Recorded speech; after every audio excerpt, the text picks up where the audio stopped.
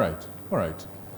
Interesting. Now, I hope you guys are writing down the questions, because we'll take one more, and then, or we'll take, let's actually take some questions. Let's take questions. I hope you're noting them down. I'm keeping track of them. Let's start with you, Bwana, President of the Moot Court. Okay, so mine is just an addition to whatever has been stated here. So in as much as the policies are concerned, I'm from law school, and I can assure you that we only have the Companies Act of 2015, as well as the Business Registration Act as well. So here is where the taxes are collected by the government. So we also have on top of that notary fees, where documentation for authentication. So it's becoming a burden. I understand that as government, of course, we need to collect our own revenues as a state, but then there's a problem that even, as you might claim, that even for one to go to heaven, death is demanded. But then this is not the case in our present case, because as the youth, we are suffering. Turning 18, you're from high school, you don't have anything with you. There are policies that parliamentarians have enacted and legislations that state and give privileges, let's say, for example, to persons with disabilities, and Article 54 of the Constitution. But then Article 55 of the Constitution also talks about youth and how the state should protect the youth.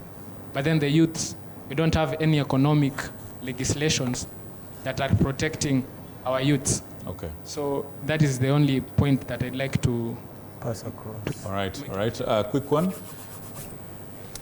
Gentleman from the blue collar, then, oh, wait, we'll start with you. Sorry, sir. Let's start with you, because we haven't heard you much. Please. Thank you so much. First of all, I sympathize with the engineer. Shared with us. Your mic is off. Please just tap it, or just swap him. Yeah, there you go. Yeah, I was saying, first of all, I sympathize with our engineer, especially after he has shared with us his 2 cents.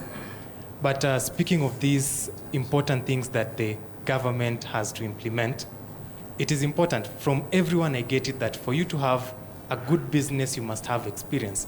But where do you get experience? You get experience from the bad mistakes that we make. However, sometimes life becomes one way, and some bridges we have to cross once, which is why it is important as a government that we borrow a leaf from other countries that are doing quite better in terms of starting a business. A good example is Rwanda. Starting a business in Rwanda has been more efficient, that the registration process can happen within less than a day.